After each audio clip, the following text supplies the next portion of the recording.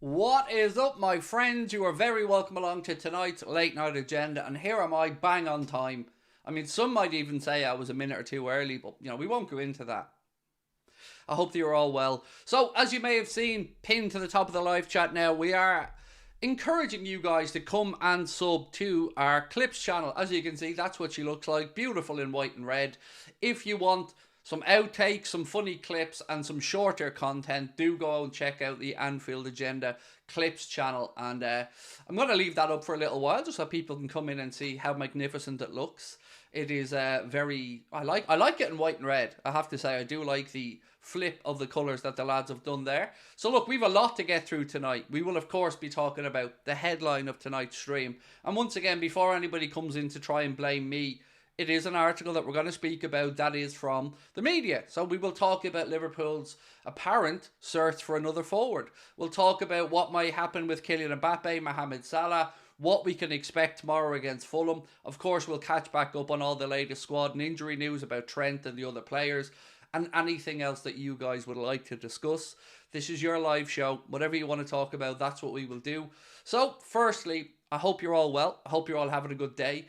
And as I sit here right now, the best of my knowledge, is still scoreless in the Carabao Cup semi-final first leg between Middlesbrough and Chelsea at the minute. First leg being played at the Riverside. So, let me start off by saying thank you to Robert. I feel like I've said let me start off a couple of times. But Robert, thank you, mate, and welcome to Anfield Agenda FC. Appreciate your support.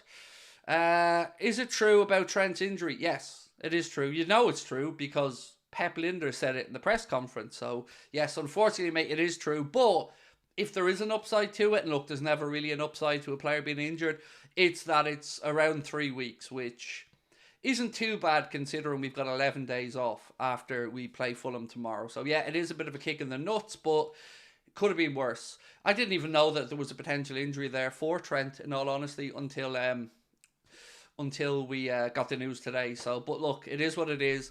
Thankfully, we've got some fullbacks back in now. Conor Bradley's available, as I was reminded earlier on as well. Owen Beck has been brought back. So there are options there for Liverpool to cover. And we will go through and talk about the games that Trent's likely to miss. Off the top of my head, both legs of the Carabao Cup semi-final, the FA Cup tie against the winner of West Ham or Bristol, and probably Bournemouth and Chelsea in the league. Craig, what do you think about the madness some of the chat moving Darwin on in the summer? So, I do have some stats that I'm going to go into, and I actually just recorded a short around Darwin and missed opportunities that I'm sure will be uploaded soon. But I did look in today and get some stats to have this conversation around our forward situation, our presses, Darwin, and a couple of other bits and pieces. And I will go into that in more detail a little bit later on. I'm just going to wait for the chat to fill up so we can have as informed a conversation about that as possible. But what do I make about it? Honestly, I understand both sides of this argument. I understand people who want to give Darwin more time, and I am in that camp. And I also understand people who feel like the dude couldn't hit a barn door with a banjo and that something needs to give. So I think there are merits to it. But I would like to think that the underlying reason is that we want him to succeed. Whether you want to give him more time or not is a personal choice. I'm happy to give him more time. And mainly because of one thing that I say quite a bit. I don't really care who scores the goals. I don't care if Mohamed Salah scores 100, Cody Gakpo scores 200. I don't really care. As long as Liverpool are picking up the points and we're in the positions we want to be in and the competitions we want to be in, the rest is it's just not important. And one thing that is absolutely undeniable is that we are better with Darwin Nunez in the team. Stats back that up. Look at the victories we have when Darwin plays. So whatever you think about his misses and how frustrating they are, he does do other things that impact the team and the results in a positive way. We need to control the back to midfielder. Not only depends on Trent. I don't know what that means. Can you do a collaboration with Leo? We did a collaboration with Leo's Gold. I'm absolutely happy to do another one. No problemo. Just got to fit it in. Now I feel like during the 11-day break where we've got no games, that could be a good time to make a bit of content with Leo again. He's a gent. It'd be a pleasure to do it. He runs a great channel, very positive, and yeah, somebody I'm very fond of, so it would be no problem at all. 70 million for rubbish, said Stephen Truthseeker. But he's not rubbish though, Stephen. And that's the thing here. I understand 100% why people are frustrated and that he's not scoring regularly enough. And there is no defence of that. There isn't. He should be taking more of these chances. But listen to Klopp and listen to Klopp talking about what he does for the other players around him and how he occupies defenders. Remember, we used to give Bobby a lot of praise. Bobby wasn't prolific scoring wise, and he did have some good seasons, but we all understood that Bobby did something else. So Bobby freed up Sadio, Bobby freed up Mo, and allowed them to be the geniuses that they were. So I think we need to look at Darwin in a similar vein, and the goals will come. Give me a forward who's getting into positions and missing over a forward. This is going to sound really weird, and I don't know who else to use for this example other than Haaland, who scores a lot of goals but does nothing else in the game, really. Is it really 1-0 Middlesbrough? Oh. Chat saying 1-0 Middlesbrough as we say here. Ooh. Interesting. Wow. That's crazy. But this is the joys of the cup, right? I wouldn't get ahead of ourselves just yet. 1-0 is a great start for Middlesbrough. But there's a long way to go. And of course, the second leg of the semi-final as well at Stamford Bridge. Right, so I do have so much to go through tonight. This is probably the most packed show I think we've put together in a long time. So we've got a load of stats, which I'm going to go through in a couple of minutes. We've loads of transfer gossip to go through. But I do feel like I want to start, if I may, with stats for a moment or two. So I've looked into some stats today, and in all honesty, Sky Sports and The Athletic have been very good in articles recently about Liverpool regarding stats and stuff. So the first stat that I want to talk about is injuries, because there is a perception that some teams maybe have more injuries than others. Newcastle at the moment, absolutely riddled with injuries. So Sky Sports did look into the number of players missing for one game or more through injury. And Newcastle topped the chart with about 25 players missing one game or more with injury.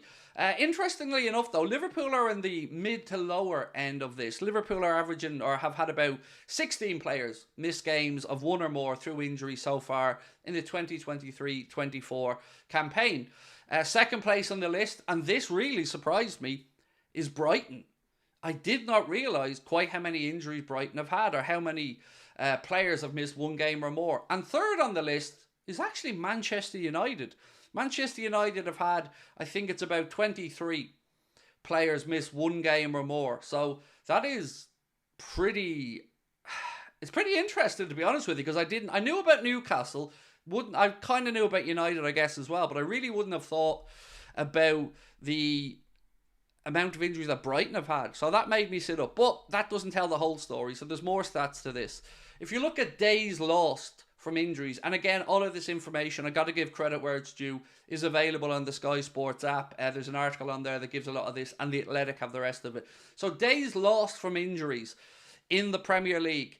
This is incredible. Newcastle, of course, topped that list, and they've had I think it's almost 860, 870 days, something like that, missed with injury through players. Brentford second on the list. Brighton third on the list. And again, you'll notice Liverpool are lower end of medium here. Liverpool have had about 500, maybe 510 or so days missed through injuries. Now, the reason I haven't got exact numbers on this is because it's a graph, and the graphs aren't specific with the numbers. They're just giving you ranges in between hundreds. So Newcastle top on the list with an incredible amount of days missed through injury. Bottom of that, so the club have had the least injuries to be concerned about, have been West Ham. Interestingly enough, they've about 200 days lost from players being injured so far in the 2023-24 campaign. Other notable names on the list, United dropped down a little bit from the amount of players injured. When you look at days out, they are about 720, 710, somewhere in and around that.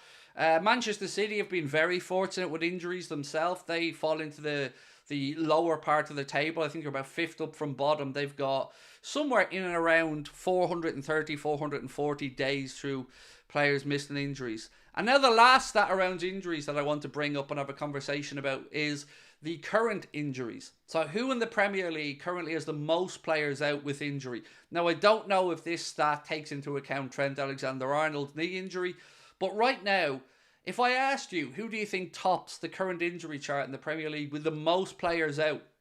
You're probably going to say Newcastle or Manchester United.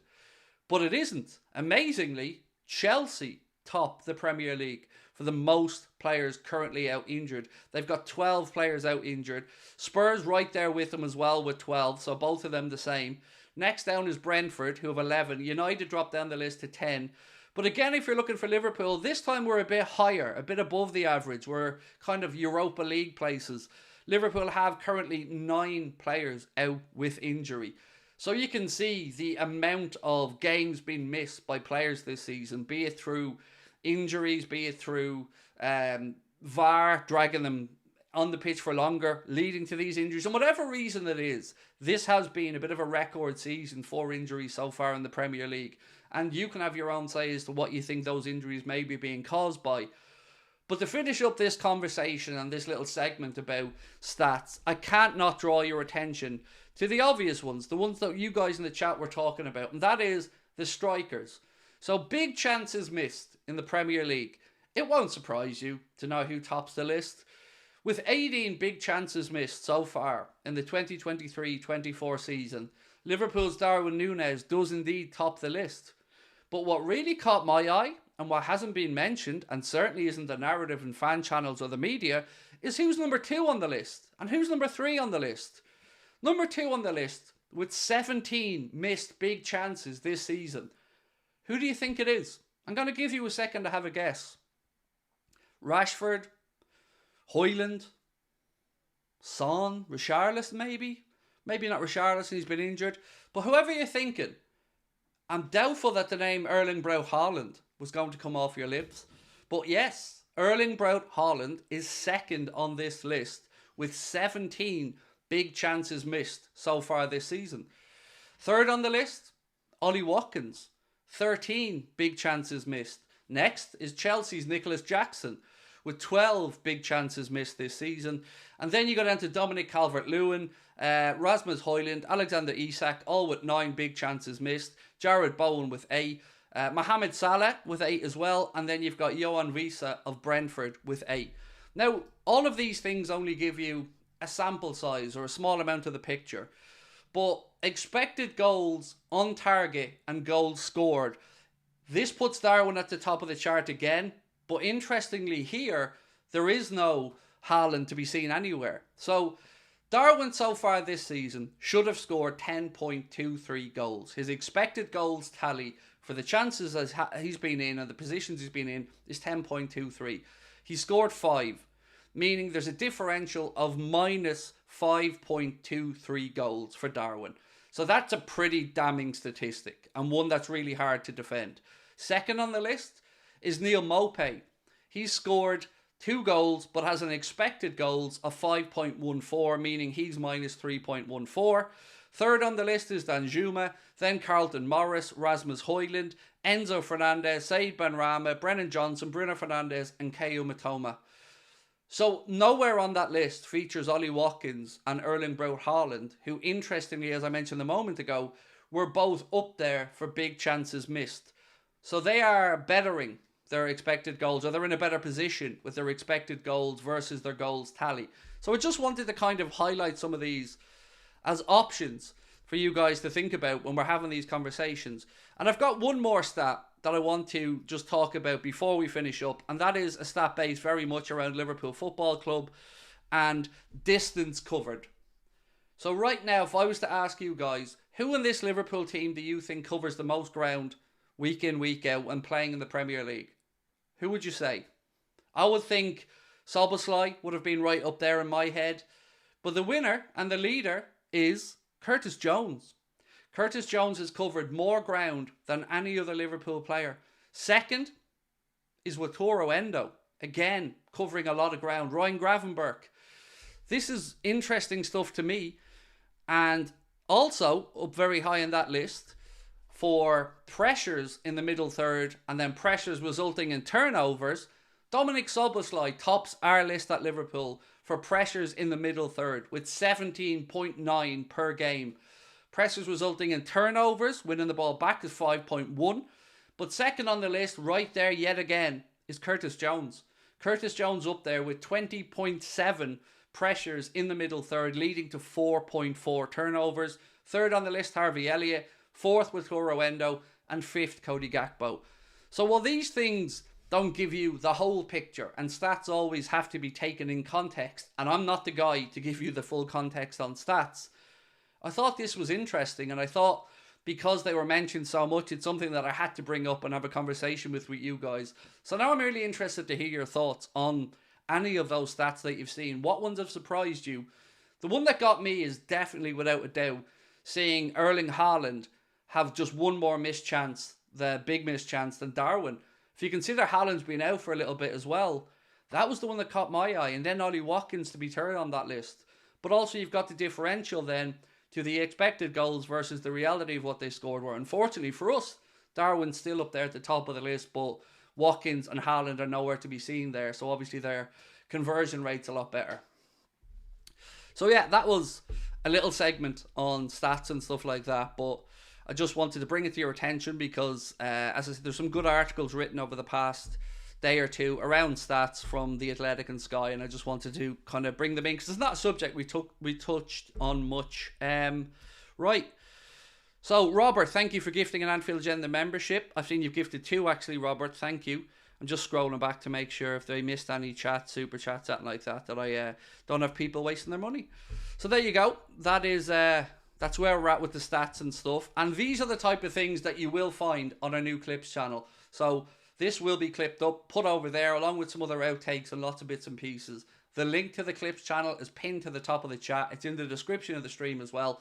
And we really would appreciate you guys checking it out. So that's the technical stuff out of the way. I feel like a real stato geek after that because stats really haven't been my thing, aren't my thing. But sometimes they're worth a conversation because they challenge your perception of a player. And that's where I look at stats. So what do we think? Haaland just being one big missed chance behind Darwin? That really surprised me. Very interesting stuff, said Jensk. Trent hyperextended his knee. Yes, he did, unfortunately. With a little bit of ligament strain, I think, which is 3 weeks out. How many Haaland goals or penalties? I don't have that number to hand. But interestingly, actually, while we're talking about penalties and to put this into a Liverpool context, Salah missed another penalty for Egypt in a friendly. So at some point, we're going to have to revisit this penalty taken situation because it's not like we don't have some good dead ball strikers in the team. And Salah's been given, in my opinion, more than enough opportunities to hone this craft. And I think he's missing more than he should. He's missing more than I believe any player statistically should who is your penalty taker. So it isn't any Mohamed Salah hate or any of that. It's just evidence based off what we're seeing. And I always felt really calm when Jimmy Milner stepped up to take a penalty. I kind of knew what he was going to do. But sometimes when Mo steps up, I feel like it's just a bit of a hit and hope.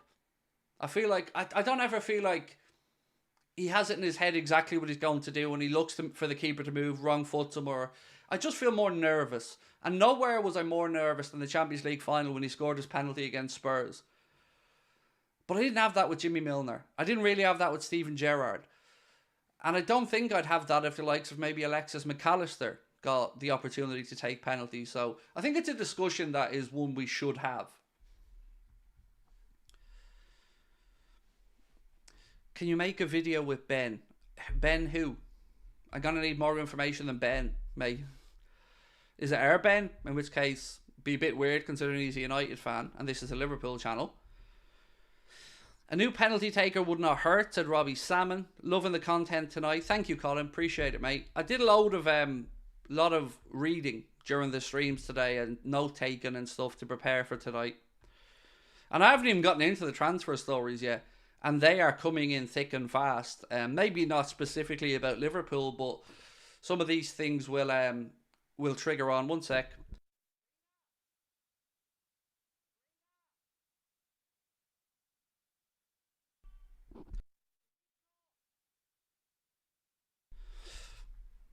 Gravenberch to take penalties. I've got no idea what he's like taking penalties, in all honesty.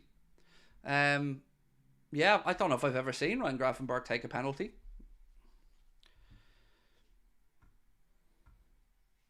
Let Maka take them. That's kind of where my head's at. I mean, I was very impressed when Alexis took the penalty for Brighton against United last season in a very, very hostile situation. A lot of pressure on the pen. So yeah, we've got players like him, Szoboszlai, Trent. Who else could I think could take a good penalty? Wouldn't really fancy Diaz at them. Don't think Jota, I'd say, would certainly be a decent shout to take a penalty as well.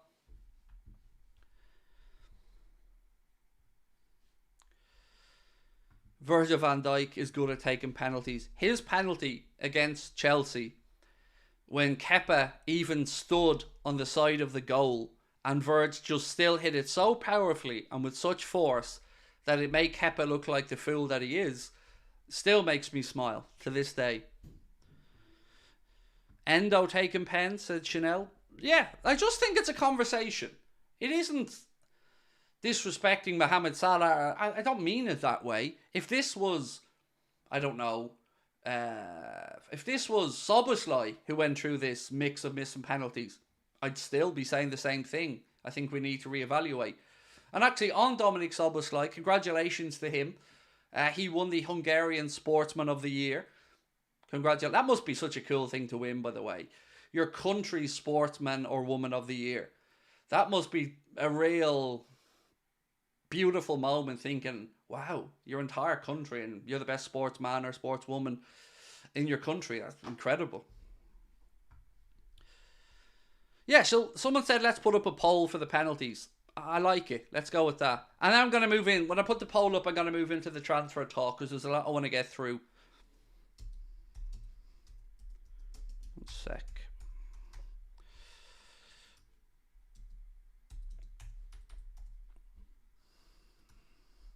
Now, it can only have 4 options, obviously, so you might not all agree with every potential option on this list. Who are the other ones that people were suggesting? Okay, one more. Oh, yeah. Well, no. See, I'm hesitating to put Jota on the list because he gets rotated quite a bit, and I feel like your penalty taker needs to be somebody who's playing all the time. So I don't know if I'm going to be able to put Jota on the list because of that. I mean, I'll throw this one in just to see if anybody bites on it, right? So there we go. 4 options. If you were to change the penalty taker, who would it be? Maka, Trent, VVD, or Darwin? They're the 4 options I've put up, just to see what people think. So, transfer talk. Let's work backwards from my list. So, the title of tonight's stream. I know a lot of people are maybe coming in and wondering about it, but there is an article, as always, to back these things up. So, firstly, do hit the like button. I'm looking down, we've 200 likes. There's 1,250 people in with us so far, so please do hit the like button. So, Football Insider have said something that surprised a lot of people, and The Echo have run an article on it, and they say, 2 Liverpool forwards in surprise transfer claim. It has been claimed that there are doubts over Cody Gakpo and Luis Diaz long-term futures with the club. The Reds sit top of the Premier League table. However, Football Insider has stated that both forwards face, quotation marks, uncertain futures at Anfield. Now, I don't know how I feel about this, in all honesty, particularly about Gakpo. So whatever about Diaz, who, I don't know, maybe people feel like perhaps he's had his head turned, or perhaps there's something in the works with Barcelona maybe we don't know about, or, I'm not surprised to see him as much as I certainly wouldn't be looking to sell him. But to hear of Cody Gakpo's name already being mentioned as one that the club are potentially looking to cash in on, according to Football Insider, interesting. Because I don't think you can really have any of these conversations until we have resolved the future of Mohamed Salah. You know, because you're not going to want to move. If, let's say, Salah does move for whatever reason, you're not going to start to look to move 3 forwards on and then have to rebuild a forward line again already. That doesn't seem to make any sense. So, what do you guys think about that? Do you think there's any truth to that article that suggests those two gents are facing uncertain futures at Anfield? And if we did move them on, how much would they be worth? And what would you look to do as a replacement? Sorry, I have a tag on the back of my shirt that's annoying me. I guess one of the joys of not wearing a t-shirt underneath a hoodie. So that's the jumping off point, I guess, for tonight's conversation about transfers before we move into the stuff and some other bits and pieces. Mbappe on penalties. I think Mbappe could take a penalty. I wouldn't say no to him taking the penalties. Craig, I think the article is BS. So do I. I agree with you. There's nothing there that suggests to me in any way that the club are willing to, especially with Gakpo, cut their losses. Like, do I see a situation where Diaz, I don't know, for whatever reason, could be unhappy or unsettled maybe. I can kind of get my head around that. Especially with the stuff about Barcelona that his dad came out with and all that. But yeah, Gakpo's a weird one. I definitely don't see Liverpool wanting to cut ties with Cody Gakpo already. That would just seem very premature. And as a man who knows all about being premature, that's not something I see here. I think Lucho will go to Barca or Milan, said Harry Clark. I guess if we're going to have a conversation about Lucho and where he'd go, I think you have to start off by asking how much money he's worth. I think he's 27 if my memory's right, maybe 28. I don't know, what would Lucho be worth? 60? It's hard to know because the number for everybody's 100 million these days, apparently. But 60 is in the ballpark, I think that's somewhat realistic, maybe? Maybe, I don't know, maybe I'm underselling, overselling. Just trying to take into account his age and stuff, maybe 60. If it was the Barca, 70. Just out of spite, because it's Barca and they can do one. Craig just joined. Have you discussed the Sadio Mane situation? What situation? That he got married? I don't know what the situation is. I'm not going to lead into conjecture about the age or how long he was dating his wife. It's none of my business. It's not my place to say. And he's also not a Liverpool player, so he's not really on my radar to talk about at the minute. Yeah, I mean, if you want to have a conversation about Mane, that's fine, but I don't want to add into the conjecture. Is the only word I can use, because I've seen a lot of misinformation and a lot of different versions of the same story around today, and I don't know the truth, so I don't know what's right for us to talk about and what isn't.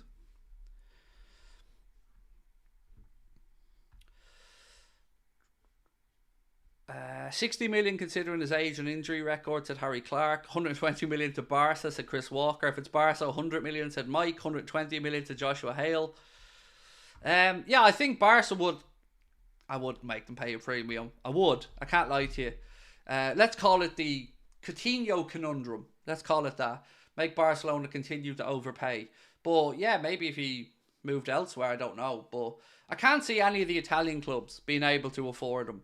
The Italian clubs seem to want to take players from the Premier League on never-ending loans, basically, that they then up buying them for, I don't know, a quarter of their value when they're 38 years of age or something like that. But there's another story today that caught my eye, and this comes from Transfer Sector, and they've credit at Jorge C. Picon as the journalist. They say Real Madrid have other options in the market that would fit as well. Obviously, they're talking about other than Kylian Mbappe. Starting with Erling Braut Haaland, whose name is becoming louder and louder in the hallways of Madrid. They know that he has an exit clause and that he has always liked the idea of going to play for Real Madrid. Now, I mentioned the release clause when he was signed to Manchester City, and I was shouted down by a lot of people, but there is a clause in there to the best of my understanding, it's somewhere north of 100 million, maybe up to 150. And Manchester City have always kind of let it be known that if they did lose him, for whatever reason, if he wanted to change the direction, if they fell out or whatever, they were comfortable because they would have turned a profit on the player. So, let's see. But I think, personally, if I was Real Madrid, that's the avenue I'd be going down. I wouldn't be bringing in Mbappe. I'd look at Haaland because they need a central striker. They've got Vinny, they've got Rodrigo, they've got Bellingham, and I know Mbappe likes to play in a certain position, and I don't think he's a central striker. I don't think that's his best position anyway. So for me, I'd like him drifting in, but with the sums of money involved, I mean, you can say Mbappe's on a free, but he isn't because they're going to have to pay a huge signing on fee. So, I don't know. What do you think? Could there be a situation where Real Madrid say no to Mbappe? And now we can't ignore Endrick as well in this conversation because, of course, they've already agreed that deal and signed Endrick coming from Palmeiras. I don't know if it's the end of this season or not. I can't remember when he's supposed to come. And there was also a conversation where they said Endrick was signed, and a lot of people were talking about a guarantee that was given to him that they wouldn't go after Haaland when they signed him. But again, look, do I think there's a world that exists where football clubs maybe go back on their word? Yes. But what do you guys think? Which would you do? If you were Real Madrid right now and you had one space in the forward line, would you try to go in and take Haaland from Manchester City, which would be a big statement of intent, and also would be a nice little, I guess, embarrassment for City? Particularly keeping in mind that maybe Haaland's looking down the line and thinking, what if City get punished? Do I want my name and reputation tarnished with Manchester City's if they get found guilty of those 115 charges? SWC said, love the consistency, Craig. Thank you, mate. Appreciate you. Said, what front three do you think Liverpool should go with until Salah returns? Diaz right, Jota central, and Nunez or Gakpo left. Tomorrow, I'd go Nunez on the left, Diaz on the right, and Jota through the centre. That would be my choice until Mo comes back. I think there are games where perhaps you could get away with putting Elliott back on the right side of attack, but not for tomorrow. I feel like we might need a bit more pace than Harvey has, so Diaz potentially there. Because we know Fulham get up and down the wings. We know that Anthony Robinson is an engine, so maybe we can look to exploit that space in behind him the same way they'll be looking, or they would have been looking to exploit the space if Trent drifted in. I feel like Diaz is a better fit for that. And also, thank you for your super chat, as I've mentioned, mate. Appreciate that. Thank you very much, SWC content. Craig, thoughts on Fernandes' dive and how pathetic it was? So I'm going to be honest with you. I still haven't seen it. I didn't pay any attention last night to, other than the scoreline of the United game. I haven't watched any highlights of it. I haven't seen Dalot's goal either. So truth is, I can't comment on it because I don't know. I haven't seen it yet. Thanks, Craig, for being here. Had a hard time recently and can always come here to make my day. Thank you, my man. I'm sorry to hear you had a hard time, but I'm glad that you feel like you can come in here and, you know, have a bit of a light-hearted hour or two with us, and I hope that things are better for you soon, my man. Right, another story, though, that kind of links in to the Haaland stuff, and again, from the same account, they say, the figures that Real Madrid plan to put on the table for Kylian Mbappe are lower than those of their 2022 offer. With this, they send two messages to him. Firstly, your signing is not urgent. If you want to come, you'll have to prove it. So here comes the arrogance of Real Madrid again. And I see through this as fear from Real Madrid, because they've already had their pants pulled down a little bit by Kylian Mbappe when he turned them down in 2022. And they've always professed that that was the end of the story.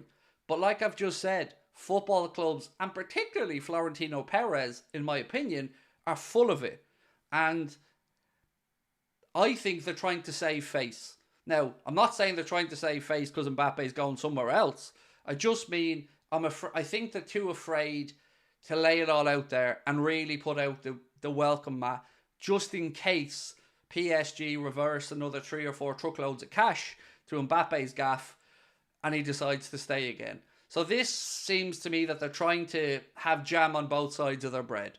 They're trying to kind of get the player, but at the same time not leave themselves exposed or vulnerable. So I'm interested to see how Mbappe and his camp view these things. You'd love to know what's said in public versus what's said privately, because I bet you privately they're, but publicly they're trying to save face.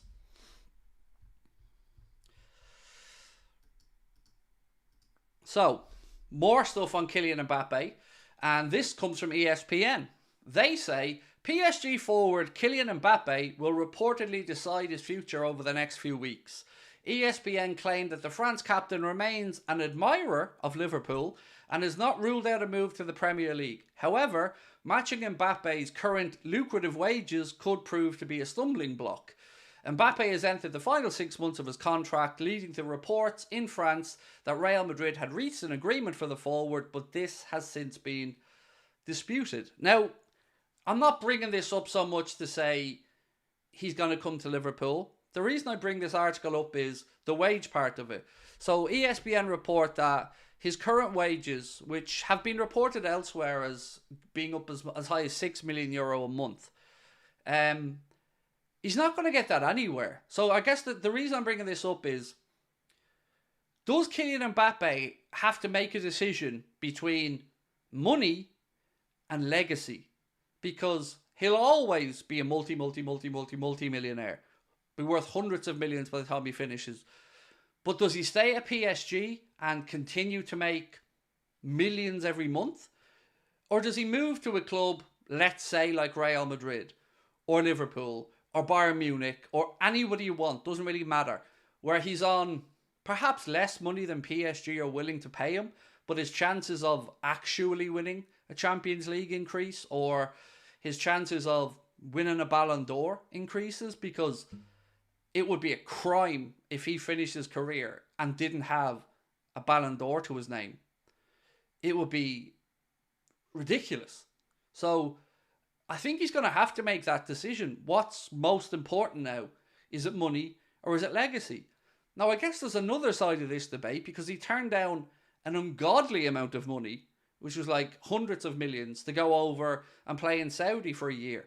So I guess partly money is the motivation then. But how big? Like, would he stay at PSG, winning French Cups, French leagues, and ultimately failing at the last hurdle or coming up short in the Champions League? Does he feel like he has a debt to the French public to keep playing in France? Because the way PSG are going on, they're trying to say that they feel Mbappe is committed, but yet he hasn't triggered the 1 year extension that's available in the contract he has. I don't know. This fascinates me, this whole Mbappe saga, because he has some of the biggest clubs in the world on strings, and his future, for maybe the first time, is really, truly in his hands, where he has the pick of the world right now. He is a free agent at the end of this season and can do what he wants. It's really interesting stuff. For me, Trent possibly the most informed player in the world, not just the best front three. Well, statistically, I think it was who scored. They said that in December anyway, Trent was the most impactful player in the Premier League, or certainly at the highest ranking scores in the Premier League in December with their metrics. Liverpool can't afford Mbappe. Yeah, but we can though. So that's just stupid. Like, how can you not afford somebody who's free? You can talk about a signing on fee, but I can give you an easy solution to pay that. You might not like it, but it's sell Salah. Now remember, Salah's agent has said he makes £1 million a week. I didn't say that. No other Liverpool fan channel said that. That's his agent giving a speech at Harvard where he spoke about it. So, of course we can afford him. You could say we couldn't afford him and Mo, and that's probably true. But we could afford Mbappe if the unmentionable happened. We could. Like, and I also, like, don't make it out like Liverpool are some pauper team. You know, John W. Henry might have us all browbeaten a little bit with regards to the money available, but Liverpool are now in this modern version of the club, we generate a lot of cash. We're right up there with top 5 earners in world football. So to say we can't afford him is kind of bullshit.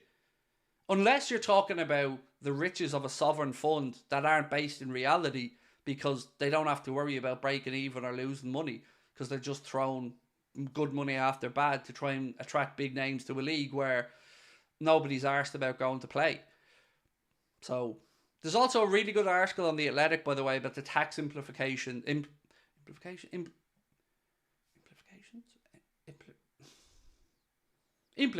That's the word. That's definitely gone on the Clips channel. The tax implications of players who come back to the UK after leaving and the tax status and what would trigger a certain amount of tax to be paid. Even in Saudi, if the players sign over there, they have to stay for 2 years to earn all their wages tax-free. In Saudi, if they leave Saudi after a year, say, they have to pay 20% tax on their earnings. If they stay for the 2 years, they don't have to pay any tax in Saudi, but there's still discussions to be had with other governments or whatever, depending on whether residential status is or whether they're registered to work.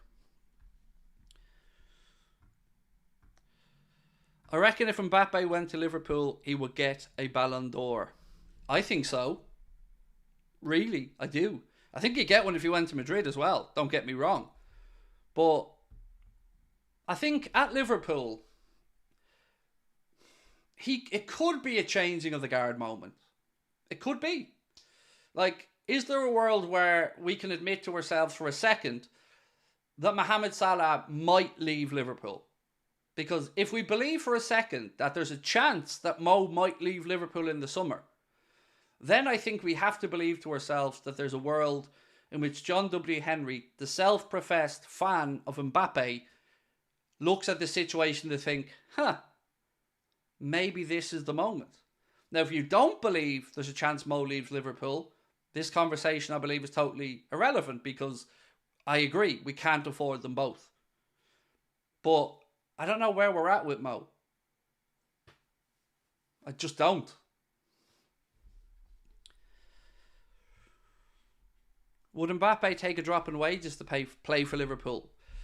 So I don't think it's as simple as asking that. I think the question would have to be, would some of the sponsors like Nike pony up or give Mbappe a cut of a shirt sale or give Mbappe better image and branding rights?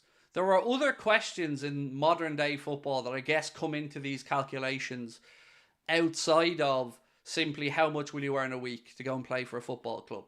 So who's to say that Nike couldn't offer him a package of endorsements for the next 6 or 7 years? Because remember, Tiger Woods is no longer going to be a Nike athlete. Tiger Woods and Nike have separated after, I think, 24 years. And a very successful partnership on both sides. So with them moving away from the world of golf, again, Nike... I say this, and I mean it sincerely. If I work for Nike, and I'm over in Oregon, I think this is where their headquarters are, and I see the stories about an athlete who currently wears one of their products every day when he plays with PSG, maybe going and putting on an Adidas Real Madrid shirt, even though there's many cases of these type of things happening, would I prefer my athlete to go to another Nike club like Liverpool? Of course I would. I'd be an idiot not to. So these are the type of things that will all come into play on a decision like this. For Mbappe, for a club, for a brand. Us mere mortals don't understand it fully because it's not our world, is it? You know, I don't have any image rights I need to protect. And Nike has, you know, they're not short of money. So what we know is Liverpool have a deal with Nike where we get a guaranteed 35 million a year plus 20% of all Nike branded Liverpool merchandise, which is a good cut up from the usual 7 or 8% that I think a normal merchant's cut will get. So let's say a Sports Direct or whatever your local sports shop is. So it is doable. Again, I'm not trying to say it's going to happen, but I think we need to get our heads around the fact that it is doable.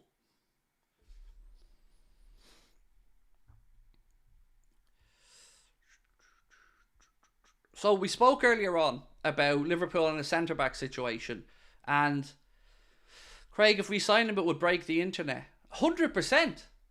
100%. Like, whatever we think about Mo, and Mo has brought a whole new generation to Liverpool. Mo has brought new fans from other parts of the world, emerging markets, because he's a global icon. But he's in the halfpenny place compared to Mbappe. If Mbappe did come to Liverpool, like Chapman said, it will break the damn internet. It would be ridiculous. Liverpool's socials, and they take an unbelievable growth. And that would be reflected across everything. From a marketing perspective, from a brand perspective. It would be a statement of intent like none other than I've seen in my life supporting Liverpool. Way bigger than a potential Bellingham deal. But again, I'm not trying to sit here and say it's happening, because I'm not saying that. I just amn't. I'm just saying that it is a distinct possibility. Sorry, back to the centre-back situation. So, reading a load of different articles over the last day or two, and it does seem like we've been looking at Sporting Lisbon quite a bit for a centre-back, whether that's Diamonde or whether that's Inacio.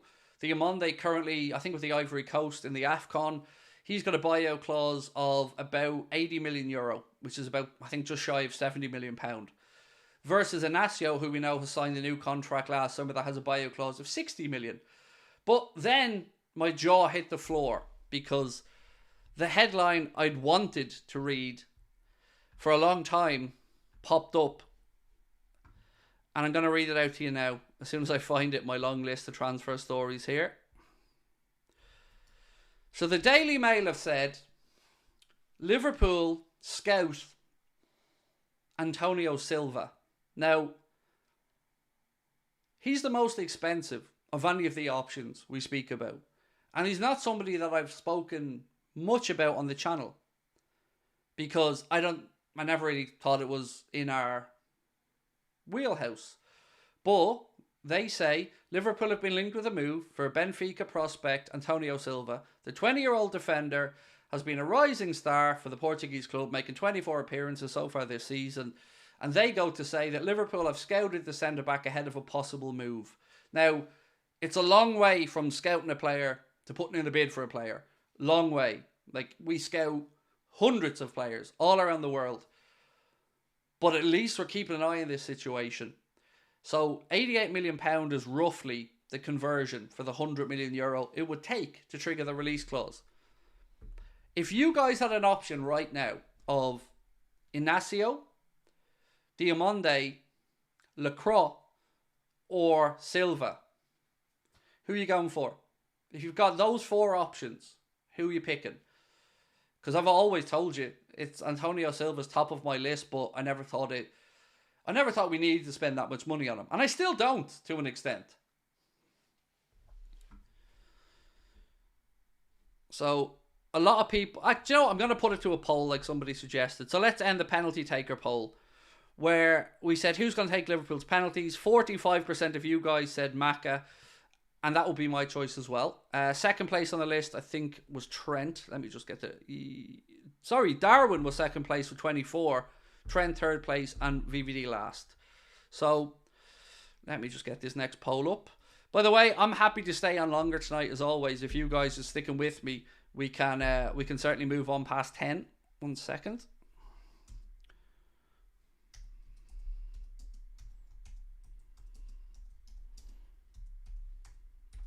So what I'm going to do to make this as clear as I can is put their price tags beside them that they've been mentioned as. So let's look at this one.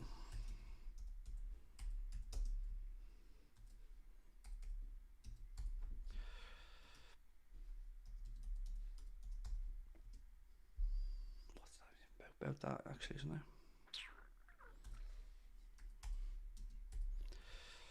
Just add these options, folks. Bear with me.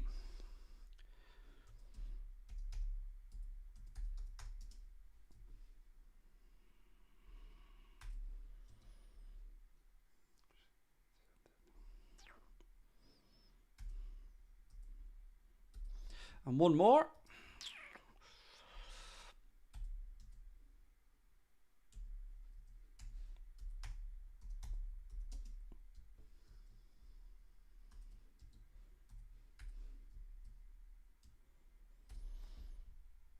Okay, so there's the poll. Who are you buying? You've got Silva, 88 million, Inacio, about 50 million, Diamonde, about 60 million, or Lacroix, about 25 million. Vote away.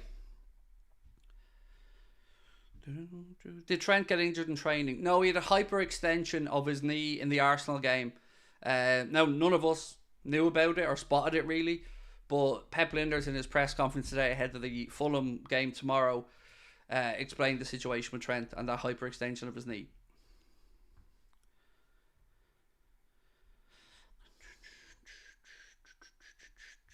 So, are any of them left-footed? Yes. I think, if my memory's right, Lacroix and Inacio I know are pretty much left-sided. Open to be corrected, by the way. Love your polls. Thank you, Colin. Appreciate it. I think polls are an important part because it's easy for me to ask a question and say, what do you think? And then get loads of answers on the screen. But it's not very scientific, is it? At least if we throw up a poll, we can see the percentages of what people actually think. Now, I'm going to leave that poll running until we finish the stream, so plenty of time for people to come in and have their say.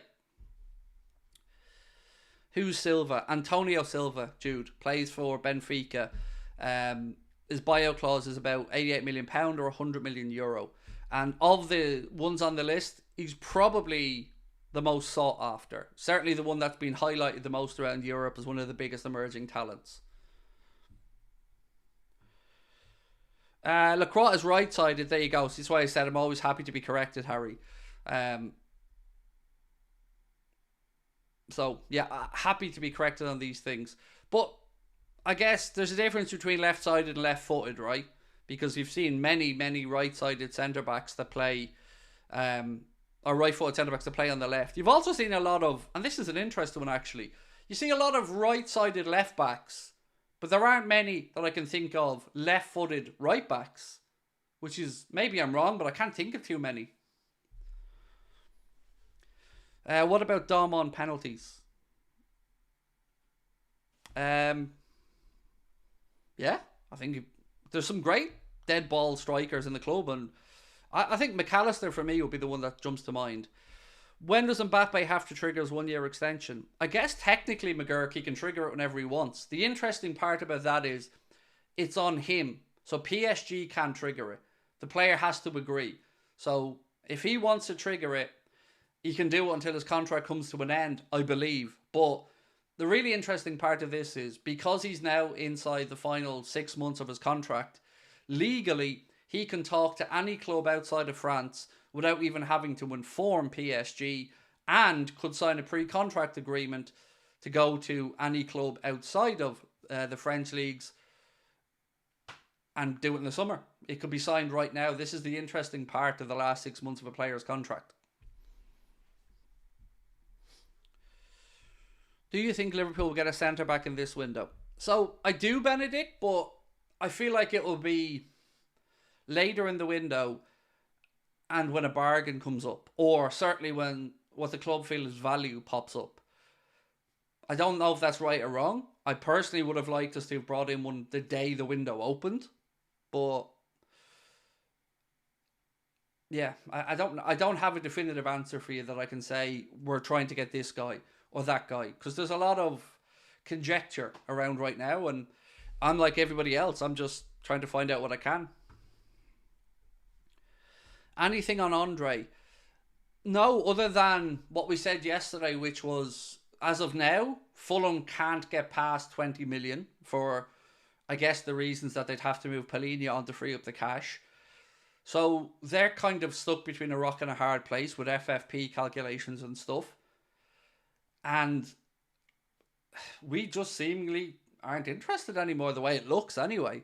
Because right now, if we wanted them, 30 million be a fairly easy transfer to make. So we can only assume that Jurgen's happy, that he knows maybe by Cech might be back next month, that Endo is starting to progress, that he's got McAllister as an option, albeit a lot of us believe McAllister isn't best served playing as a number 6. Is waiting too long to sign another centre-back dangerous? Yes, it is. In my opinion, it's very dangerous. Because look right now. Verge was ill and we were down to bare bones. No centre-backs on the bench. Now Trent is ill and we're still... I know he's not a centre-back, but he's a defender. And we're still trying to figure out cover. And we're looking to the youngsters, which is fine. But we don't really have that with centre-backs. Did McAllister take penalties at Brighton? So... my memory says he does, or he did, sorry. Certainly took one at Manchester United last year at Old Trafford. João Pedro, I think, takes them now, but I'm almost sure he took the penalties at Brighton when he was there. Any news on Thiago? Other than what Pep Linder said about next month for him and Bajcetic. That's the only thing I've seen. Missed my super chat. My apologies, Rory. I didn't miss it, mate. I literally just read it, and...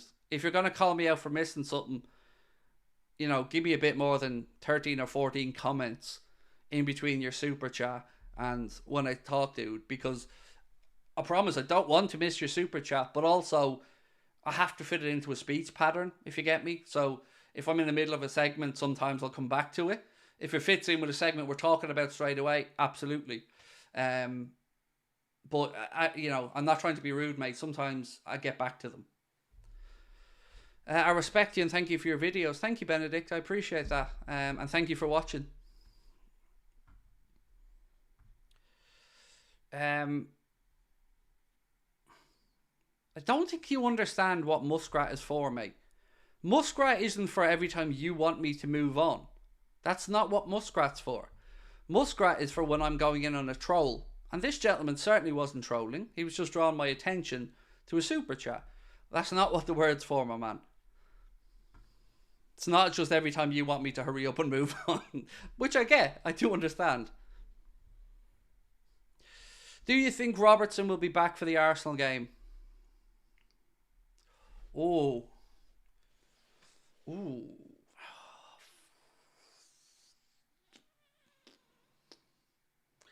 I'm going to be optimistic and say yes.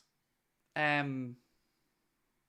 don't need to apologise, man. It's all good, dude. It's all good. I'm just trying to explain myself. I think so. I hope so.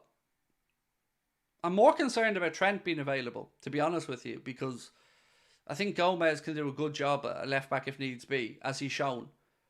But I'd hope so. Unless maybe there's a setback or something flares up when he starts up in the range of movement and stuff. Yeah, I think so.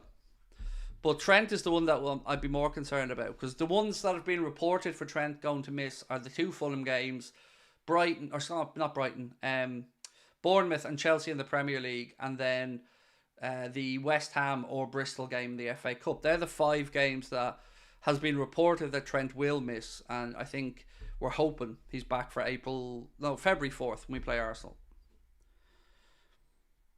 Harry said, Joe's impressed me this season with the amount of games he's had, no injury issues. Yeah, fair point. He's impressed me a lot at left back and at right back, to be fair. I'm still don't want him playing centre back regularly, I can't lie. But a full back, I like the attacking Joe Gomez that we've seen in the full back positions, right or left. Norwich, not West Ham. Yeah, sorry. You're right. Norwich, not West Ham. I was thinking of the League Cup game we beat West Ham in. Sorry, you're right. Norwich, not West Ham. That's correct, Craig. Remember that now. Because I'm going to keep saying West Ham, because once something goes into my head... So hopefully it's Bristol and we don't have to have this conversation anymore. Hopefully Joe's first goal is coming. Yeah. I mean, I seen Joe commented on this, the fact that he hasn't scored, and he's like, well, the conversation's come up a lot more recently, and I don't know why. Yeah, you do, Joe. Yeah, you do. It's because you're cutting in a lot more now, because you're a right-footed left back, and it makes sense for you to have a pop when you cut inside. So we all want that goal for you, Joe, but don't pretend like you don't know why we know, Joe. Don't pretend. It's because you're getting into much better positions, and we all want you to get that goal, Joe. We want you to get it. What is your take on the Thiago situation? That it's a crying shame that his last year with us will be the most injury plagued year. I look at it this way. I feel we've gotten our value from what we paid for Thiago. He's been robbed of some big moments through injury. You know, you think about the cup final. I think it was the League Cup final, wasn't it, where you got injured in the warm up. But ultimately, I will always love knowing that I watched Thiago Alcantara play for Liverpool Football Club. And at the price we paid for him, I think we got the money. Now, or the value. But I would also move him on now if an offer came in, because it's, 200 grand a week. And even if he comes back in his fit, I don't know how much impact he's going to really have between now and the end of the campaign. Luke, thank you for your super chat. Said, how would you rank your top 5 forwards? Salah, Lucho, Jota, Gakpo, Nunez. And which ones would you be comfortable giving up for a new forward? How would I rank them? Salah top.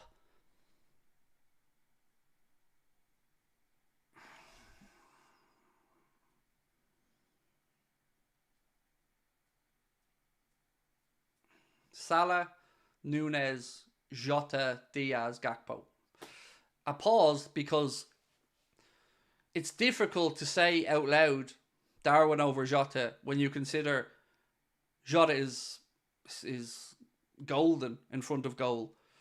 But I think for the overall impact, I'd go Salah, Darwin, Jota, Diaz, Gakpo in that order. Like Mo, way off in front, ahead of everyone. And which one would I sacrifice?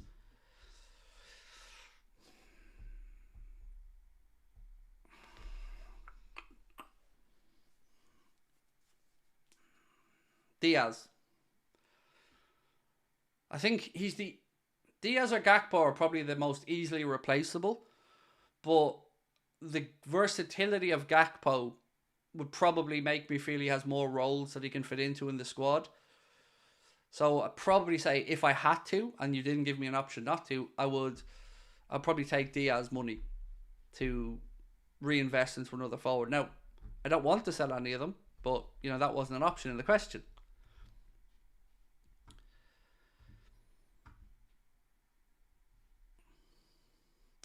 Thiago's been injured since September. That's incorrect. He's been injured since April of 2023. And then had his operation, I think in May in Barcelona, which was supposed to get him back for the start of the season. And unfortunately, hasn't materialised yet. There's just setbacks. Seems pretty mad to me that Thiago and Alisson are on the same wage, give or take. Look, I feel like we're in a position with Alisson where it's almost name your number in the contract renewals. And if we can afford it, you're getting it. Because, him, Verge, Salah, like we've spoken about, the impact that those three men have had at Liverpool Football Club, they deserve the big money.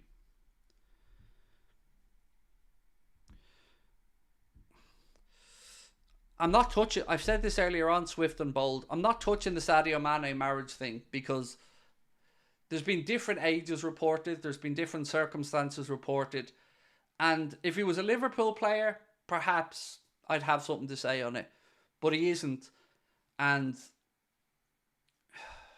I don't feel comfortable talking about it when I'm talking about a different culture to my own.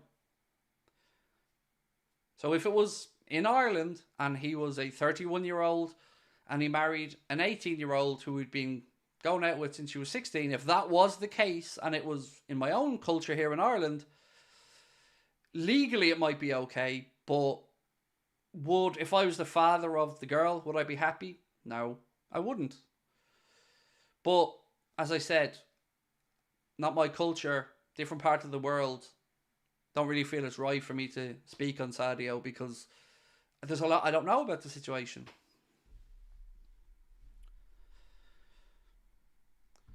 Why does Diaz want to move is just speculation. It's just speculation, but it's fueled by his father's comments about his son wanting to dream about and wanting to play for Barcelona. So I think that's probably what added the fuel to the fire.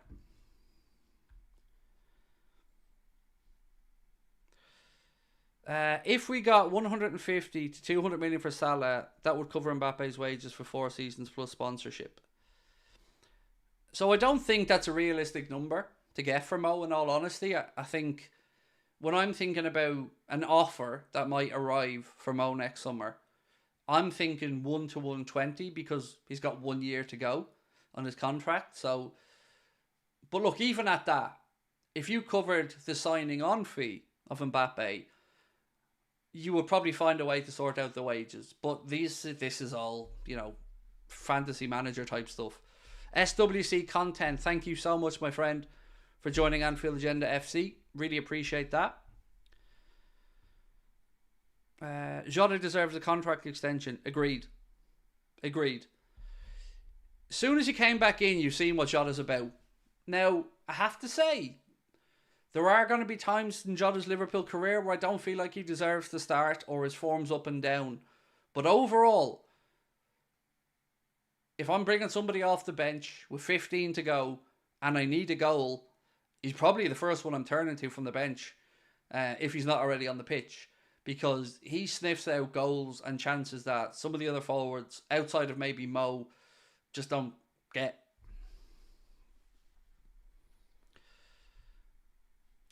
I'd sell Salah even if it means we won't get Mbappe, said Philip, seeing as our owners are reluctant to spend and seeing as we need to get cover and strengthen in multiple positions. So, let's have a conversation then, Philip, about that. I can already see the keyboard warriors getting ready to slate me for whatever I'm about to say. But, so let's play your scenario out, Philip. Next summer arrives, no breakthrough in negotiations with Mo over a deal, and an offer comes in from, it doesn't really matter where the offer comes in from, but let's say 100 million quid plus add-ons drops on the table. Do we consider it? For the reasons you've said, and knowing our owners, I'm going to have to say I would. Because football's ruthless. And the only thing worse than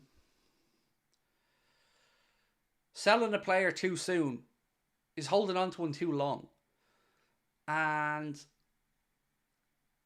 because he's going to be 32, and look, he can play till he's 35 at the top level, I've no doubts about that. But I also look to the bigger picture and think back to Bobby left for free. Mane was a 30 million, something like that, to Bayern. I feel like the sensible option would be to take the money and reinvest it in, let's say, an Elise and maybe another central striker. Might not be the popular decision, and it might not be the right decision.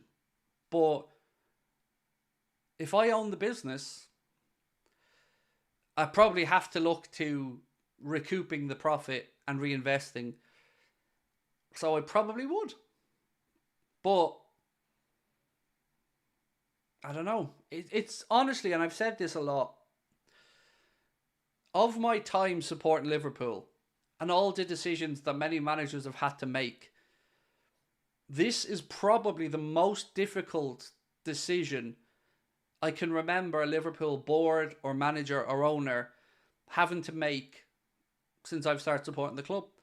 The Gerrard stuff was fairly straightforward. He was at the very end of his career and it was easy enough.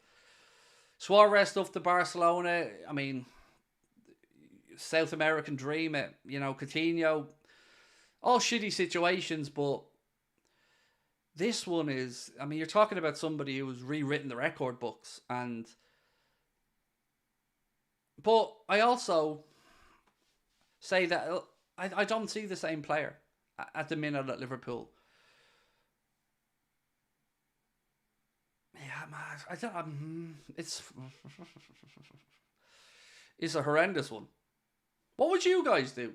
I mean, I'm being honest and saying I'd probably take the money to make sure. Now, I suppose I have to say I'd need to talk to the owner, because if I'm Klopp and I hear you have 50 million plus sales, or if I hear, well, if the right player came up for 100 million, we'd back you if it's the right player, then I'm hanging on to Mo.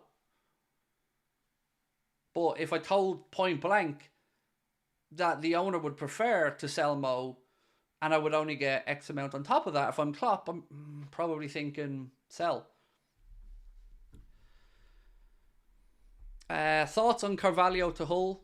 I mean, looking at how well Tyler Morton's progressed at Hull and the game time he's getting, I think probably a good fit. I'd take the money, to be honest, said T. John Deere said renew him. But we don't know what the renewal conversation would be. So, for those that say renew him, do you think he's likely to take a similar pay or less to stay at Liverpool? Because I certainly wouldn't be giving him a higher pay. I think he's deserved the contract he has at Liverpool. He deserves to be the highest paid player at the club. And if you were going to break a wage structure, he was the one we deservedly broke it for.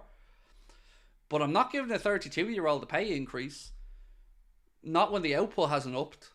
So that's another... Like, if you're a Salah, nobody's ever gone in to really negotiate a pay downwards unless you're at the very, very, very end of your career. You're like Milner or something, perhaps. So I don't see that him and his agent are going to be willing to entertain less money or even the same money that he's on now for an extension. I'd be surprised if they were. I'd renew him on the same or less wages. If you're Mohamed Salah, are you going to take less wages? You're probably not. Especially when you know that the offers of multiples of your wage are on offer elsewhere. And I don't think he's earned another pay increase, to be quite honest. I don't. We can't go higher. It must stay the same, in my opinion, said Big Man. Take the money, John, said Nuxavali. Don't you worry that Mbappe would unsettle the wage structure? No, I don't. Same way I wasn't worried that Mo would unsettle the wage structure. Because you know what you have. Mo getting the highest wage, I don't think anyone has a problem with, because he deserves it. Mbappe coming in and being the highest paid player, I think people will look around the dressing room and go, Mbappe's in our dressing room, lads. We get to play week in and week out with Mbappe. And if he, ingratiates himself to the team and gets on well with them, I don't think there'd be an issue. I think there'd be an understanding that, like any industry or any job, there are people who are paid more than others because they are special talents. He's not a normal 32-year-old. He's a machine. Granted, he's absolutely a machine. But so was James Milner. And Mo's not a machine that's getting better statistically this year. So you got to think about that as well. Like, we can't look at what he did in the past. Not if you're renewing. If you had any business in life, any business, and an employee came to you for a pay increase, you're going to look at what that employee has done over the last year or since their last pay increase. And I don't see, for me, that there would be grounds for an increase.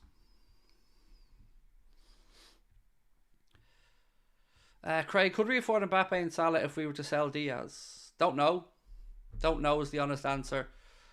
Like, I will give my left testicle to have a season or two with Mbappe and Salah in the same team.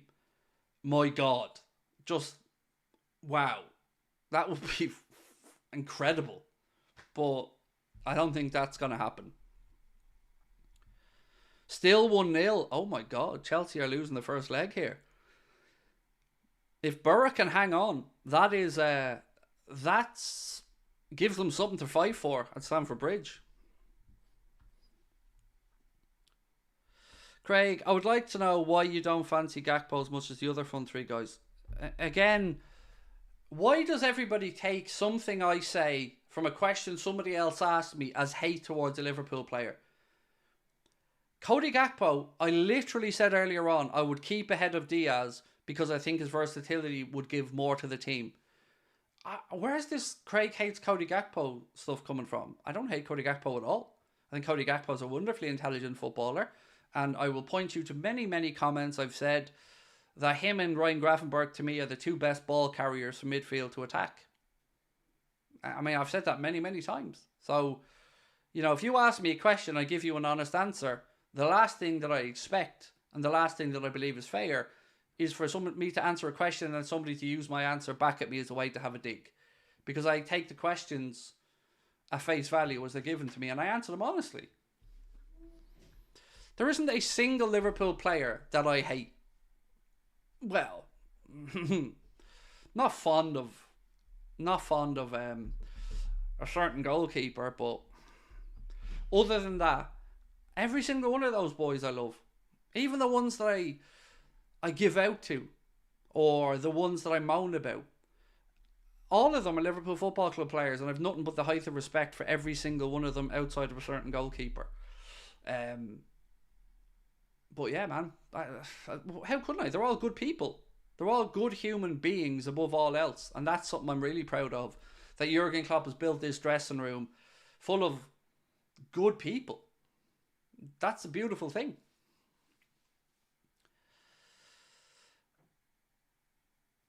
Craig, you speak to chat like mate. Some don't get that. Look, I've learned a long time ago that I'm not going to be able to please everybody, and maybe people don't get my sense of humor or my personality type, and that's okay. But you know me, if I have done something wrong, I'm not afraid to put my hands up and admit my misgivings. But I don't like getting called out for shit I haven't said or is taken completely out of context of a conversation. Kelleher. Oh no, the keeper's Adrian. If anyone in the chat's wondering about the keeper, it's Adrian. I like Kelleher very much, and of course love Alisson. But yeah, no, I don't.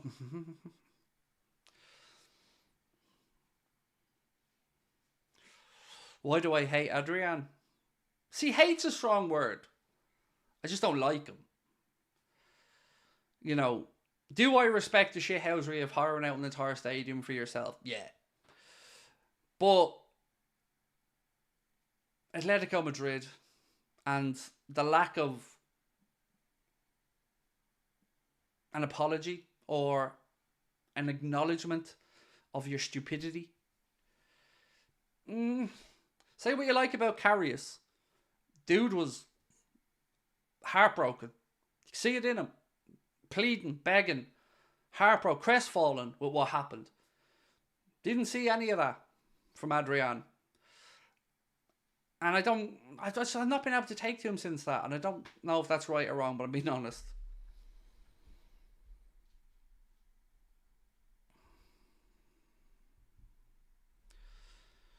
I prefer blunt honesty than you masking your true emotions like some other content creators do. I can only be me, you know? I can only be me. And me is blunt and sometimes stupid. To be fair, it wasn't the final. I mean, to be fair, he wasn't concussed. So, whatever you think about Karius, it's undoubtedly played into the situation that he was absolutely taken out of it by Ramos. So, whatever you think about Karius and that situation, we cannot in good conscience rule out that he wasn't concussed. And I know even the results show that he probably had some concussion. So that to me is a huge mitigating factor in what happened with Karius. Whereas there's just poor decision making for the Adrian situation. Any news on Ikatura? I think Fabrizio Romano is maybe the only person I've seen talk about him. I'm trying to remember, is he the Borussia Mönchengladbach centre back, or have I got this wrong? There's so many names and clubs going around at the minute that sometimes I lose track of who's who.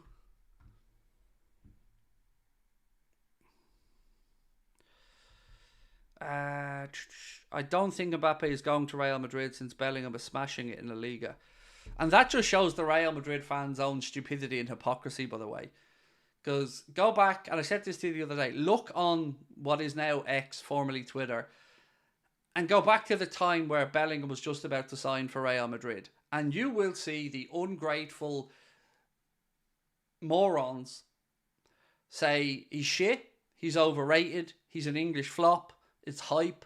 We don't want them. We don't need them. We need fullbacks. We want Mbappe. Everything under the sun other than, oh my God, we're signing a really good player and we're excited. The ungrateful gits didn't even recognise what they were getting until he was there in front of them and he would start ripping it up. So, I don't have much time for the arrogance of Madrid fans and the entitlement of Madrid fans.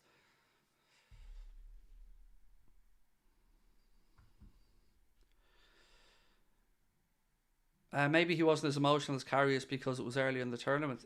It knocked us out though. So, look, it's just a personal thing. I don't wish the man any harm. I've just never taken to him.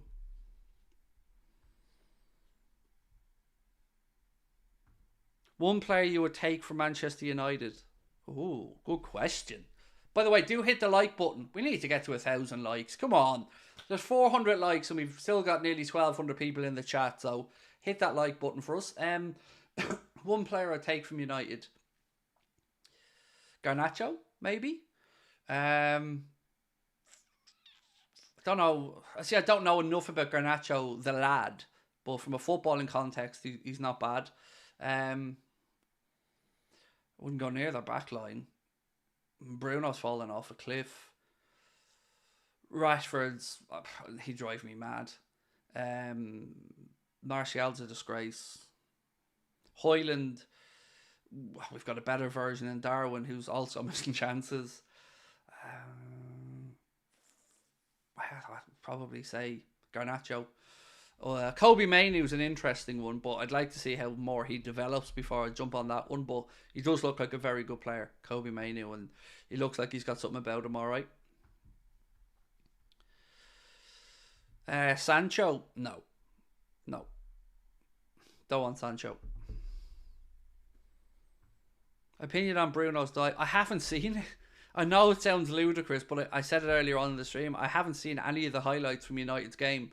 And I was doing a stream last night, so I wasn't watching it. And, yeah, sorry, I haven't seen it. So I don't know. Everyone says it was a dive, and I take it for granted it was, but I haven't seen it. I travelled through 6 countries to get to Kiev. Wow. That's awesome. Do you know what, though? Genuine question, Philip. The result didn't go the way we wanted, right? But was the travel part of the enjoyment when you look back on it? Like, I'm sure it felt like a bit of a ball ache, but, you know, in these travelling things, there's always moments that you look back on and maybe didn't really fully appreciate that moment at the time, but in hindsight you did. How about Maguire? I mean, I don't know what size the Mighty Red costume is, but okay. If Mighty Red needs a backup, Maguire. But from a footballing perspective, nah.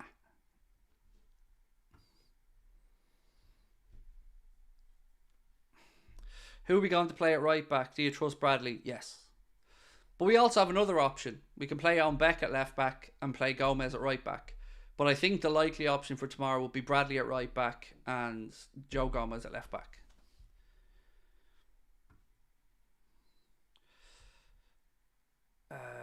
Craig, I saw an interview from last year where a Madrid fan said it wouldn't be a big deal if they spend 300 million on Mbappe. That's because Harry, and I don't know the fan in question, but I don't need to, because he's an idiot. And they don't know anything. Like, throwing around 300 mil like it's not real money that somebody hasn't got to pay for, and they aren't under pressure financially already. It's that arrogance and entitlement that just gets me about them. They're just a special breed of entitled. And they're not all like that. There's some really nice Madrid fans, of course there are, but my God, there's a lot of glory hunting little shits.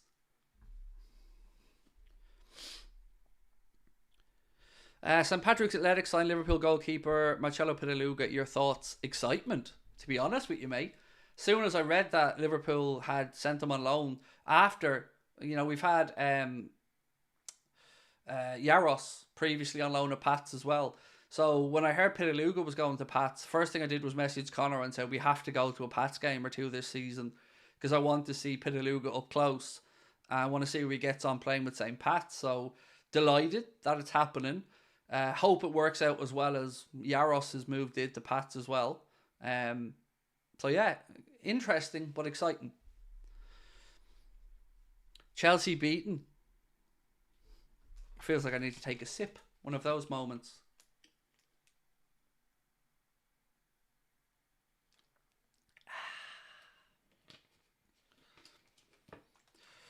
Tommy, how are you, man? Welcome in.